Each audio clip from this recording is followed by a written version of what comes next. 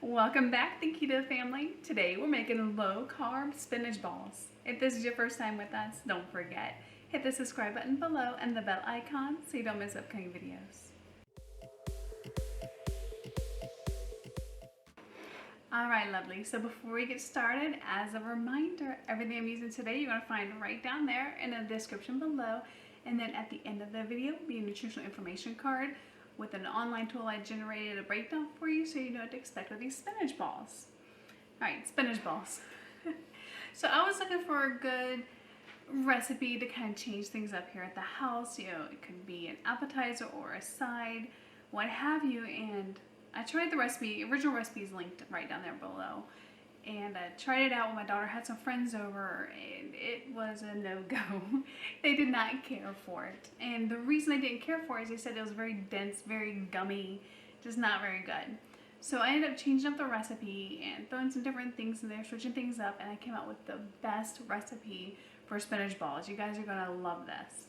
And all my daughter's non-keto friends love this. They give it their thumbs up. In fact, I send these in my daughter's lunchbox to school with a little ramen and a French dressing, and all her friends like steal them from her now. It's insane. They are apparently good cold. I don't eat them cold, but she likes them cold. She takes them to lunch with her. If you need a recipe for ranch dressing, you can find one here. That's what she likes to take with her and dip these in. Alright, so to get started, I have 6 cups of spinach here. It is a lot of spinach. So to prepare this spinach, what I did is as I pulled it out of the container, of course check for the slimy ones that you will inevitably find in the middle of it, is I just pulled all the stems off and put them in a cup and measured it that way. If you don't want to go the route of using fresh spinach, you can use frozen spinach. Get one of the cubes of it from the freezer section at your grocery store. Make sure you thaw it out completely and press as much of the water out of it as you can. I just prefer to use fresh produce whenever I can and not get the frozen. It's a personal preference. You can do whichever way you prefer. Both of them will work. And so with these 6 cups of spinach, what I'm going to do is I have a pot of boiling water behind me. It's about 6 cups or so of boiling water. It's about 1.5 liters of it. You want enough to cover the spinach. That might be a little bit more than I need, but I want to be safe, okay? Alright, so I'm going to put the spinach in a bowl large enough to hold it and the water. You want a bowl or a container that you can put a lid on. Off the heat. Alright, so we're just going to take the boiling water, we're going to pour it over this. Make sure they're all in there. Then we'll cover that bowl with a lid. I'm going to set a timer for 3 minutes. Alright, so I got my timer set. We're going to set this aside and let it sit. Meanwhile, while waiting for that spinach to set, I'm going to mix up my dry ingredients together. I have a cup of almond flour here. It has been sifted. Always remember to sift your powders and your flours. You don't want any lumps or bumps in there. No one wants to bite into a yummy spinach ball and instead end up coming back with a chunk of dry almond flour. That would not be a good idea. Don't do that. Alright, into that, I'm going to add my cheese. So I have a cup of cheese. You can use your cheese of choice here. You can use a cup of mozzarella, you can use a cup of parmesan. What I like to do is I mix them half and half. So I have half a cup of mozzarella and I have a cup of parmesan. Those are finely shredded. Alright, I have a half a cup of crushed pork rinds. I know I've told you guys this before, but in case you're new, the pork rinds I get at Sam's Club. They have the really big containers of them. It's like $5 and something. And I run those through my food processor to get them very fine and crumbly. If you buy the pork rinds already crumbed, they can be quite expensive. So I get this way, and I think I did see at Walmart itself they did have tubs of pork rinds there for $5.88. I don't know if they're the same size as the other ones, but close enough, because otherwise you're buying those little bags of it for like $2 or something like that for a small bag, and that's no bueno. It's a little expensive, so buy the big tubs of it. Alright, into that I'm going to add my seasonings. I have a teaspoon of pink Himalayan sea salt, a teaspoon of Mrs. Dash garlic and herb blend, a teaspoon of garlic powder, and then I personally added a teaspoon of no salt to this. You don't have to add the no salt. I add it in just about everything I cook because it has a high potassium content. And for those of us that aren't eating a lot of fruits and veggies, we need the potassium wherever we can or we get cramps. Alright, I got the seasonings in, and last dry ingredient is going to be a half a teaspoon of xanthan gum. You can also use guar gum instead if you have that on hand. Alright, so I'm going to quickly mix together my dry ingredients. All right, and the timer just went off for me to get the spinach out.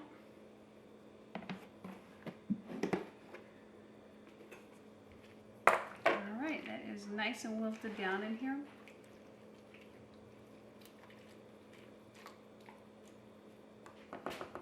So the next step with the spinach, I'm going to take it over to the sink. I'm going to pour it out into a colander, and then I'm going to rinse it with cool water. After you've gotten it rinsed off really good cool water, it brings down the temperature. You're going to start squeezing all the water out that you can. All right, I'm going to take this to the sink, get that taken care of. I'll be right back with you. All right, guys, so I got the spinach all rinsed out, and I squeezed out as much of that water as I could. We're just going to turn it out onto a cutting board, and we're going to chop this up very finely with a knife. Alright, and if you use frozen spinach instead of fresh spinach, this is the step you come in on. You would have thawed the frozen, you would have squeezed out as much water as you could, and then you're right here with me now, chopping it up. So chop this as finely as you can. It'll take a few minutes, but you don't want any big chunks of spinach because that can kind of get ugly in these rolls. You don't want a big green ball of spinach.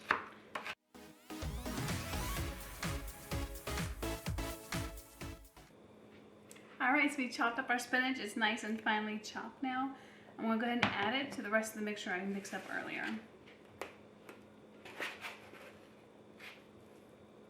Now that our spinach is in, we're going to go ahead and stir it all together.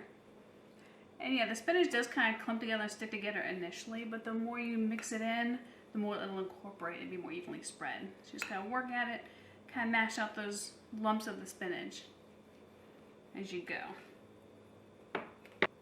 Alright guys, so while we're mixing this up, getting it all incorporated together, I do want to give a quick shout out to a very wonderful lady, Mary Beth. You are a sweetheart. I want to thank you for your kind words of encouragement, and welcome to the Think Keto family.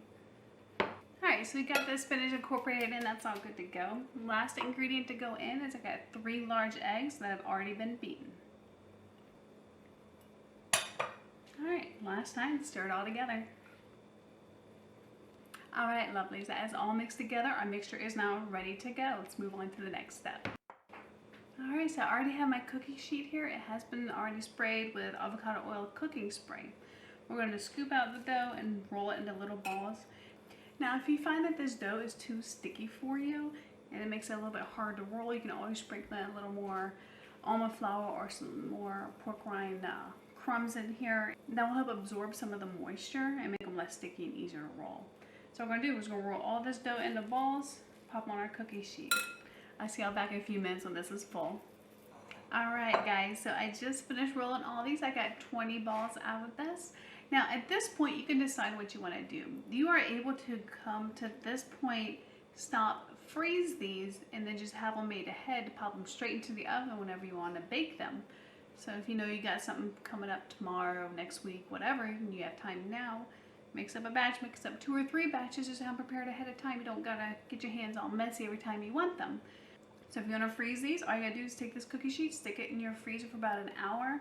After that, they should be frozen pretty hard. Transfer them to a Tupperware container or a Ziploc bag, and they should be good to go, ready for whenever you want to bake them. Alright, so since I'm going to be cooking these tonight with dinner, I'm going to go ahead and put these in the oven. It's already preheated, 375 degrees. Depending on how your oven cooks, it'll take anywhere from 20 to 30 minutes. I think last time mine took about 23, 24 minutes. Once I get these out, I'll let you know exactly how long it took. I'll see y'all back in a few minutes. Alright lovelies, these just came out of the oven. They cooked at 23 minutes on the nose. So you want to check them for them to start to just lightly getting brown on top. Just here and there a little bit, not too much. You don't want to overcook them, but you don't want to undercook them either. So it's that fine line. You start to see them lightly brown on the top and on the edges. That's the perfect time to take them out. Now these are really super hot right now. I'm going to give these a couple minutes to cool down. I'm going to show you what they look like. Alright guys, it's been about 5 minutes and these have cooled off enough to where I can handle them without burning myself. Let's see. And they just come off just that easy. Now, in the original recipe, it says to use wax paper or parchment paper first. I found these stuck to it really badly, but if I just spray my cookie sheet, they don't stick to it at all. Just a little FYI, whatever you prefer to do. Here we go. So we get this faster. I got some ranch all ready to go because my daughter loves these with ranch. Now my husband, he prefers them with marinara sauce. So if you prefer these with marinara sauce, there's a recipe here for you. It's really quick, really easy, and super delicious. Alright, most of them fit. Alright, there we go, guys. That is it. These are so dang delicious, you won't believe it.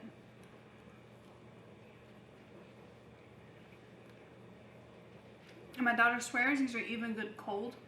I've never eaten them cold. I like them hot. But she takes them to school in her lunchbox and just devours them.